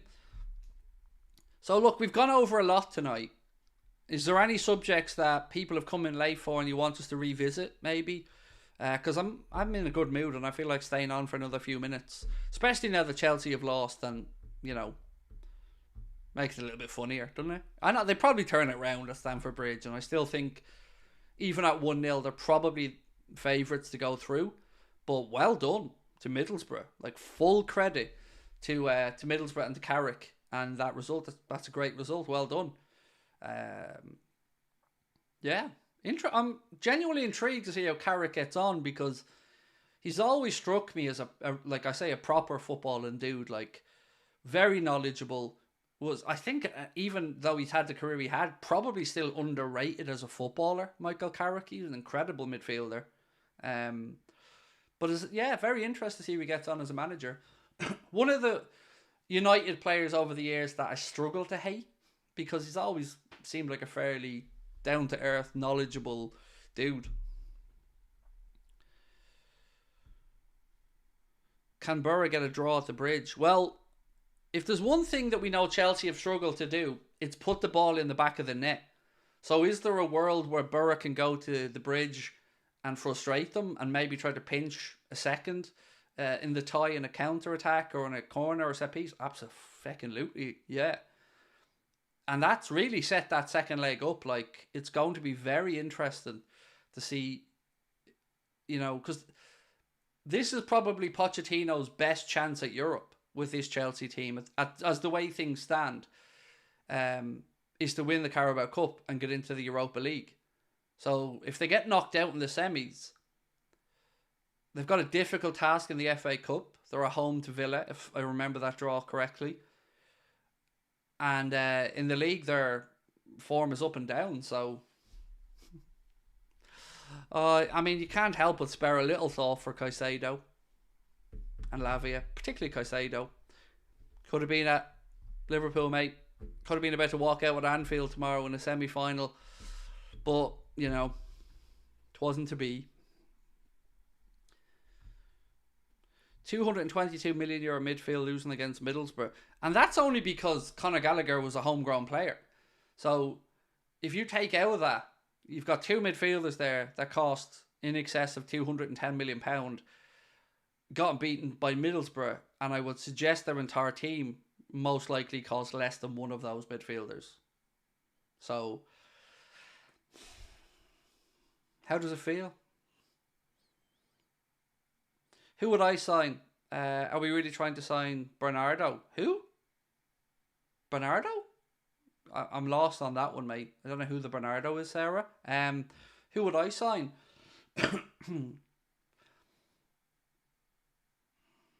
If I was going to go and wait till next summer, probably go back for Mark A from Crystal Palace. If I was looking to do something now, probably Inacio. I prefer Silva from Benfica, but there's probably about £38 million in the difference of those two. And I don't think we need to spend that much money on a centre-back. So, Inacio for now. Maybe even Lacroix, but I don't know enough about him in all honesty. But the reports are good. And the age profile's right. The transfer fee will be reasonable. I don't know about Ikatura, because I don't know anything about him. So yeah, that would be my options of right now.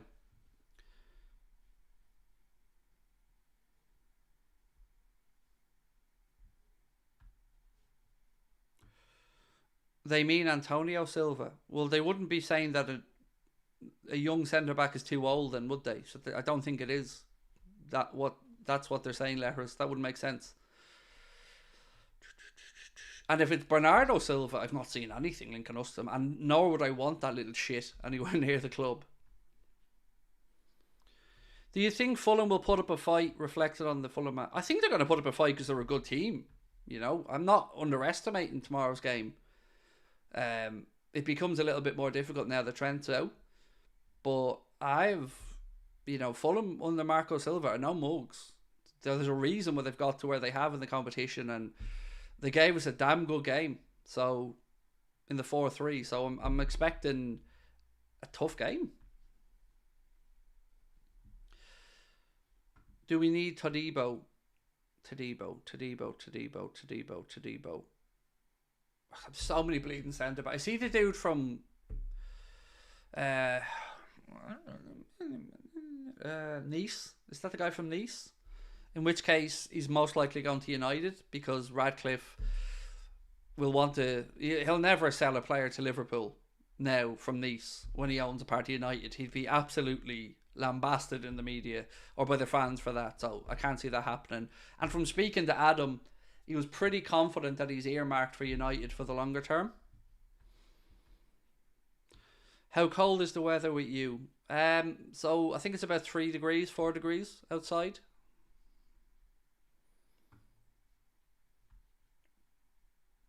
Would you swap Diaz for Kvaratskhelia? I don't rate Kvaratskhelia anywhere near as highly as many people.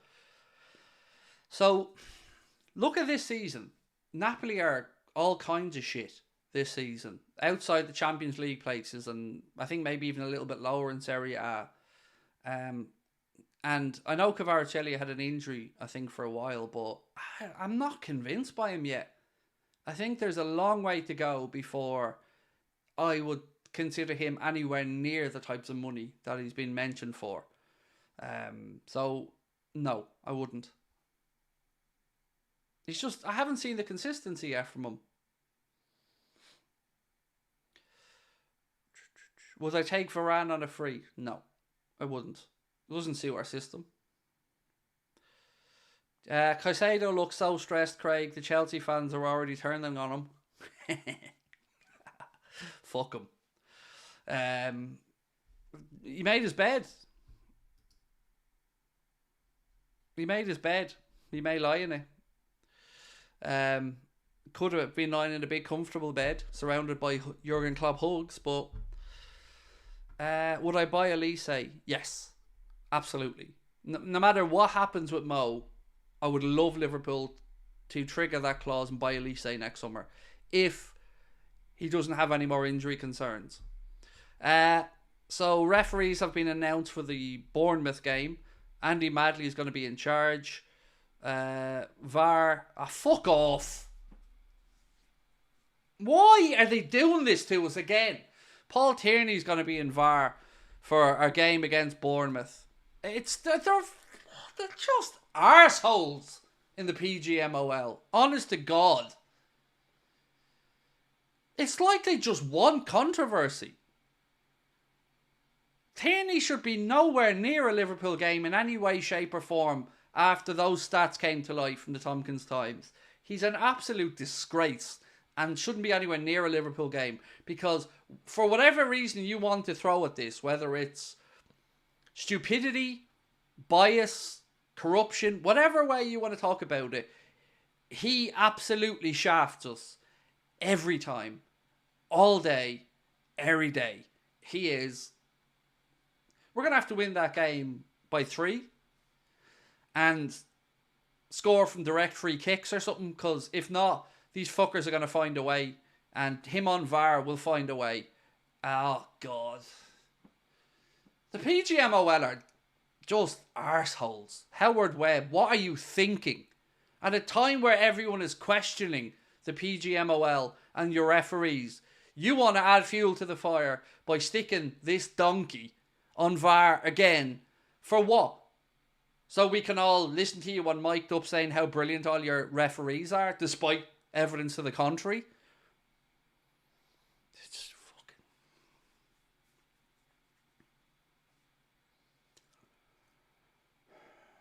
Put me on mic'd up with Howard Webb and get rid of Michael Owen. And I'll give you a proper show where he gets asked the questions that we all actually want to ask. And not, let's have a show and mic'd up and let's say how great everybody was and all these decisions. Me, sir. Me. Hi, Howard. Yeah, hi, Craig here, Anfield Agenda. Just wondering, Howard, are we going to talk about all the times that your referee shit the bed, or are we just here for, a circle jerk? Because I want an answer to why your referee's a shit, mate. Not what they did right. I want to know why there's clearly a bias for Tierney and Liverpool, as an example. And why every time controversy's there, Tierney's somewhere to be found, or Atwell is somewhere to be found, or the elbow throwing linesman, who, by the way, didn't really get any punishment when he elbowed Andy Robertson in the mush. And remember, if that was a player that elbowed the referee, they was getting a 6-month ban. But Constantine, I've been at the gym, look at me protein, where's me creatine? He lashes an elbow. Nothing to see. But, transparency and all that. It's ridiculous. And the thing that pisses me off most about Tierney is that he had the cheek to shave his head.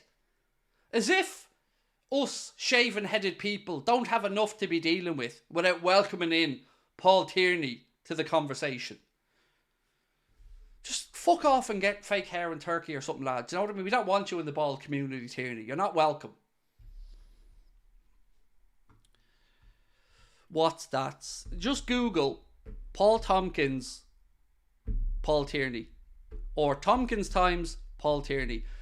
And it's a free article, and somebody can maybe put the link into the chat, and it spells it out based on statistical analysis by one of the greats of our time, particularly around Liverpool Football Club. I mean, when Paul, I love Paul Tompkins, by the way. I think Paul Tompkins I've had the pleasure to speak to him for hours, and what that man doesn't know about Liverpool is not worth knowing. He is, and he's a gent as well. One of the best websites. Like, I very rarely would ever urge people to pay for contents on website, but the Tompkins Times is worth every damn penny. You've got Paul Tompkins on there. You've got Bass Tuned Red. What's his real name again? Sugar. Andrew Beasley. And some other really, really great statisticians. Brilliant website.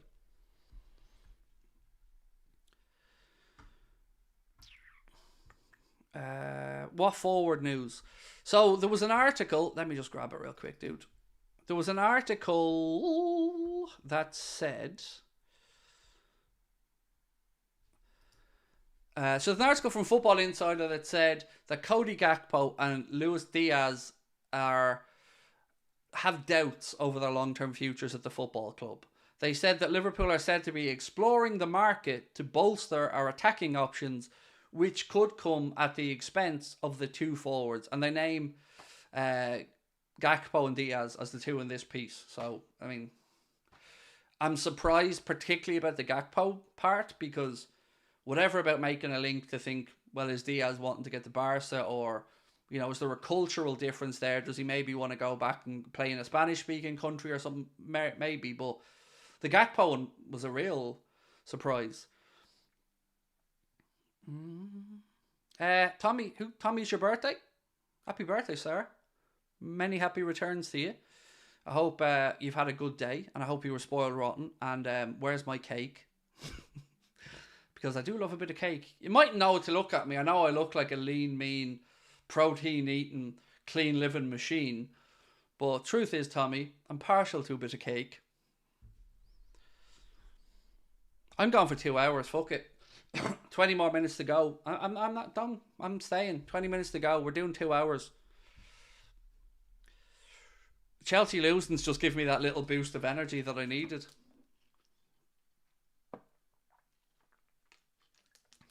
Craig, when is your birthday?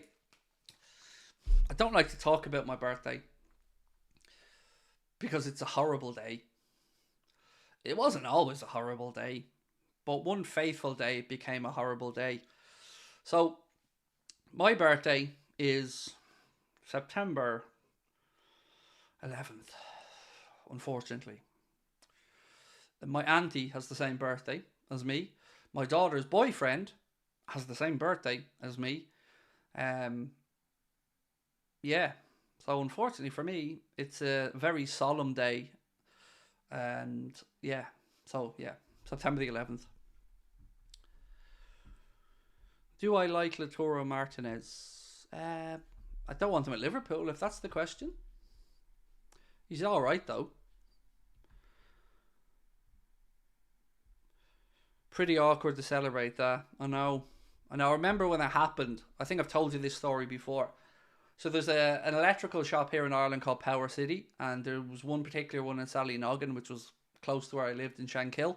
And the day that that horrible event on 9/11 happened, we were in Power City because my dad was buying me a TV. So we were in Power City and my dad was getting me a TV. And as you can imagine, when you go into an electrical shop, wall of TVs in front of you. So everybody else is here with like jaw dropped, kind of, oh my God, what are we witnessing? Like people genuinely, shocked, surprised, saddened.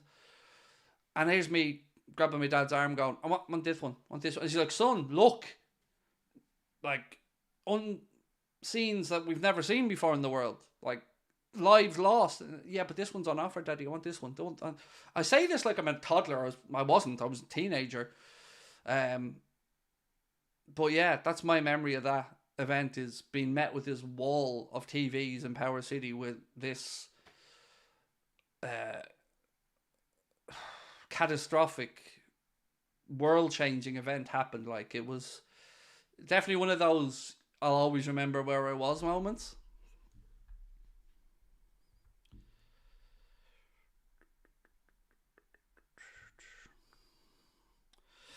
Is Boniface a good idea? So I really don't. I know he's doing bits at Leverkusen, but I don't. I can't say I've watched much of Boniface, to be honest with you, so I don't know.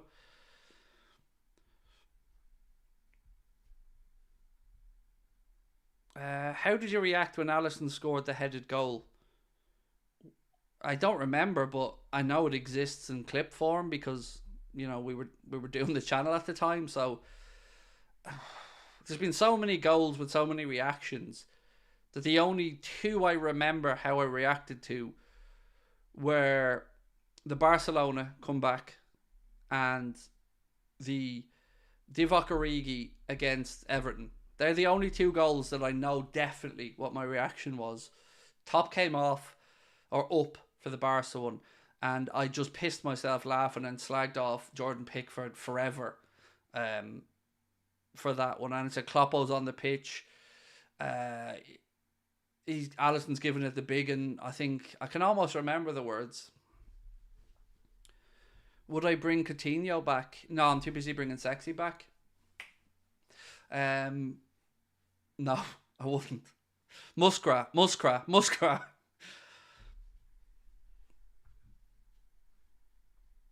And by the way, that's a clip, but right there, Crosby and Ben, if you're watching.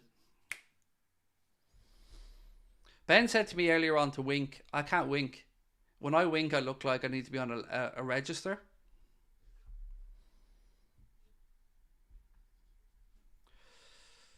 Injury update. I'm grand. Bit of a sore shoulder when I got out of bed the other day, mate. But apart from that, I'm good. Yeah, I have a bit of DP over there as well. So if you're reading about the professional footballers and not the fat slob on the sofa, Thiago and Bajcetic, Linder said most likely next month.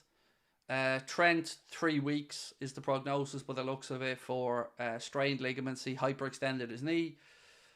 Matip, ACL, so that'll bring him to the end of his contract at Liverpool, so he's not back anytime soon. Andy Robertson, I think it's expected latter part of January. I actually don't know about Costas, to be honest, because I was surprised that he was on a yoga mat stretching, actually, so I was surprised to see that. What other injuries have we got at the minute? I think we should be okay. Soboslai should be good to go after tomorrow. Have I missed anyone? don't think I've missed anybody else. If there is, just throw a name in and I'll tell you if I know anything about it. But thoughts on João Felix's performance this season? So I've always liked João Felix as a footballer. And Barcelona is a great fit for him.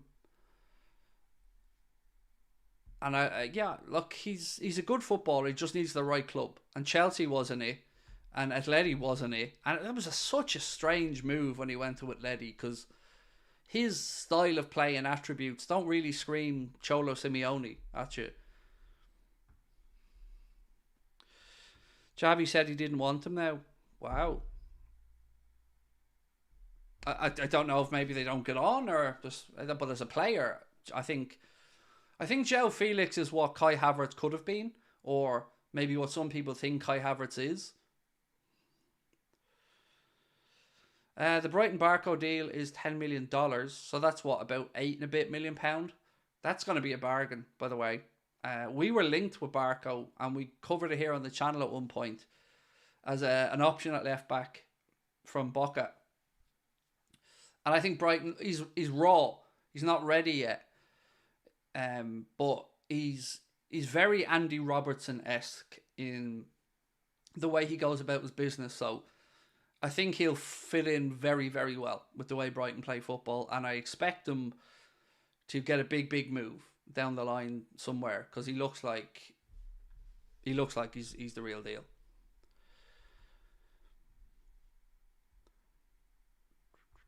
Would still love Barca, but Brighton is perfect from... Oh, I didn't even know they were in from. Someone told me that it happened yesterday.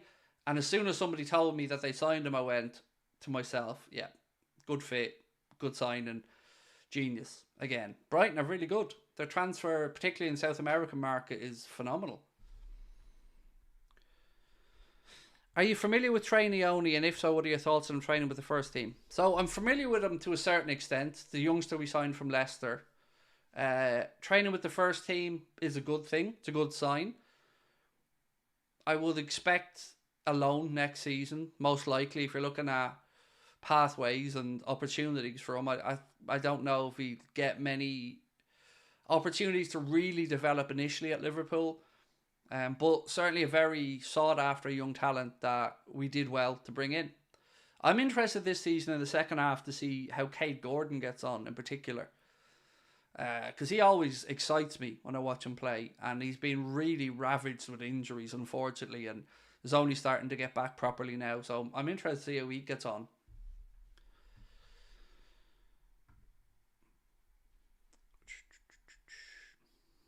Young Gray is worth looking at from Leeds. He's another Bellingham-esque type player, and what I mean by that is an undoubted prodigy, an undoubted, as close to guaranteed gem of a player as you're going to get in the English game at that age bracket. And Liverpool were linked with him, and even though is Archie Gray, isn't that his name? Even though he's like, I think, really young, they're still talking 40+ million for him, and I can see why from the stats I've read, the scouting stuff I've read, the journalist comments I've read. He looks like whoever gets him is getting a pretty good player. So yeah, he looked great. The Wonder Man said, did you see the creepy Sadio news about his wife, how he paid for her to go to school, and also they've been together since her early teens? I'd seen it, but again, I don't know what to say about it, because there are certainly cultural differences that I probably don't understand correctly. And I don't know the situation. I know what's being reported in the tabloids, and I know how I'd feel if it was a European or Irish or UK situation. I know how I'd feel as a father, but it's not my place to judge what somebody does. Ultimately, it's legal. He's broken no laws. You can talk about whether we think it's morally right or wrong. That's a conversation you're entitled to have, but I don't know. Sadio Mane is a good human being, and whatever my own personal take on the situation, he hasn't broken any laws, and I don't want to be part of tarnishing his legacy. That's the fairest I can say about it, because the work that that man has done for his community, charities, um, I don't want to be part of belittling him.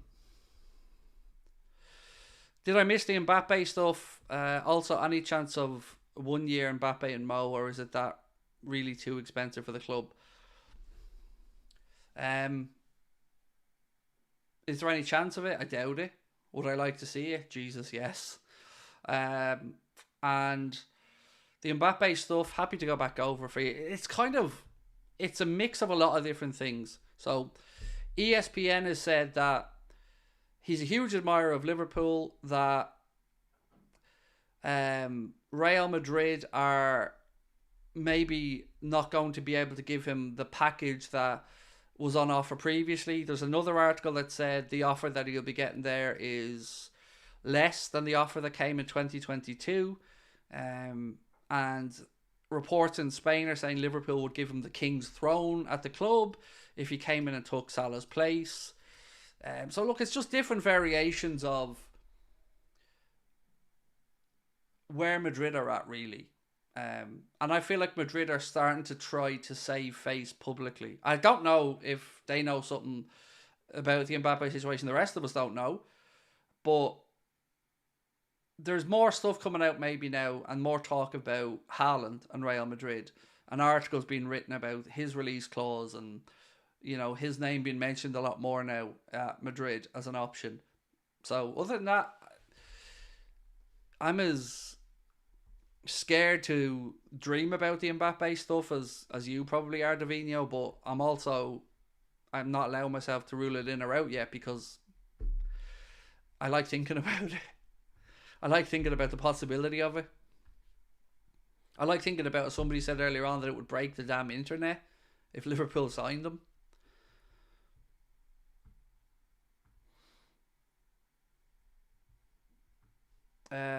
Does Endo and Salah on international duty worry you, as players always seem to get injured in international duty? So, two things worry me when players go on international duty. One is what you've said, the injury possibilities. But the one that gets to me the most is that every time one of our big players goes away, so in this case, Mo, you start to see more stories about unsettled at a club, or wanting to move on, or it's like, I don't know if agents get a bit braver or the media take the piss a little more, but there's always more stories about unsettlement, or people not being happy at where they are on international breaks, and that's the part that I don't like the most, other than the injury concern. Do you think Borough can beat Chelsea in the second leg? I'd still put my money on Chelsea to go through, but can I see them go there and stifle? Let me put it this way. I think if they score once at Stamford Bridge, there's a great chance they go through. Can they go there and get a 0-0 draw? Yeah. Especially against Chelsea, who have... I imagine it might go like this. 0-0, and then Chelsea start to dive and look for a cheap way out and a penalty.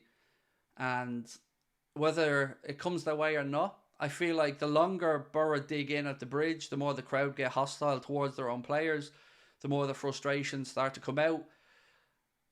And Middlesbrough will take a lot of enthusiasm from the fact that, and a lot of confidence from the fact that they were able to keep them scoreless tonight at their own gaff. So they've got something to hold on to now, and they've got something to fight for. And I'm sure Carrick is going to have those boys dreaming about Wembley and thinking 90 minutes, go out there, don't concede, and you're there. No matter what else happens, go out on this pitch for 90 minutes, don't concede, and you're at Wembley. You're in the final. You're going to get to play in front of, 80, 90,000 people. That's big incentive. Despite the fact the prize money in the competition's rubbish and all that, Wembley, final, and it's in your own hands. Go do it. You never know.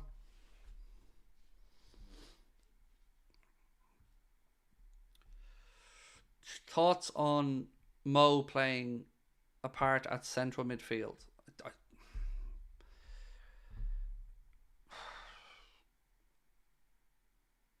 It's fucking ridiculous, in all honesty.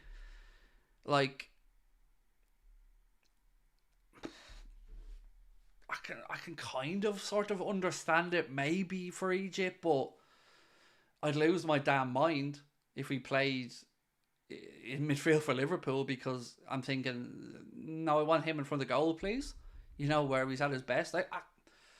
He's got an eye for a pass, Mo, and he's laid on some good assists this season, and he certainly has evolved his game a bit, but it feels like for me when he goes to play for Egypt, it's almost like they go out not to lose a game rather than to win a game. And I don't know if that's because maybe the limited attacking options that are in that Egyptian squad. I don't know it well enough, but whenever I watch them versus, let's say, when I watch Senegal, I see two very different ways of going about playing the game. And Egypt go out with the don't lose mentality, and if we need to drag this shit to penalties, then so be it. But it's weird. Would you rather Mbappe or Prime Salah? Prime Salah. But I think Prime Salah's days are... I'm not going to say he's past it, but we've seen the best of him, in my opinion. Doesn't mean he still have a lot to give, but, you know, Prime Salah, yes, I would take... If you give me Salah from 3 years ago, and I mean that more because of his age than the numbers, I'll happily have him and keep him over Mbappe because of everything we know about Mo. Would I sell Diaz for Martinelli?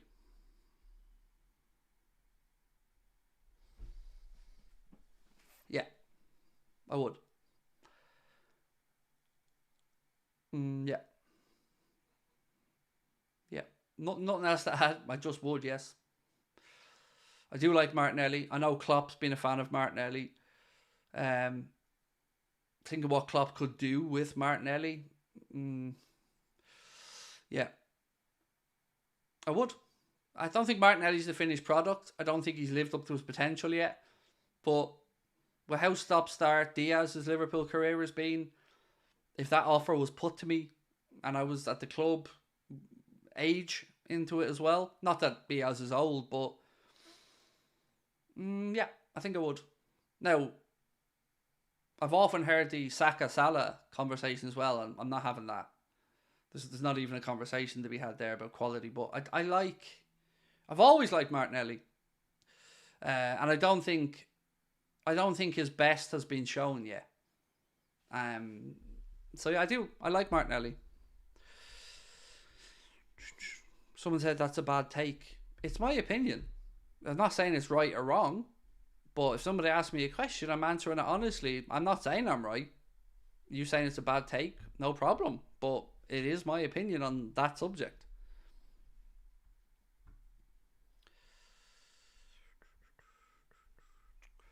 Is there a chance of us signing anyone this window? Yes, of course there's a chance.